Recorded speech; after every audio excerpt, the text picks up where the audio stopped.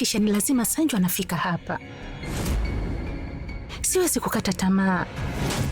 Huwezi kuipoteza hii nafasi. Huwezi kabisa. Nimesema ondoka. Ina maana haunisikia au hautoingia humu ndani nakwambia? Kwa nini nisiruhusiwe kuingia ndani? Mimi ni mkwe hii familia, kwa hiyo nina haki pia. Na watu wa familia uheshimu watu wa nje. Niko radhi kuosha hata sahani 100. Sanju yupo nyumbani kwa Parvati.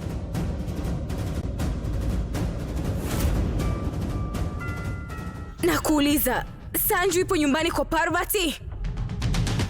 Kwa nini upo kimya?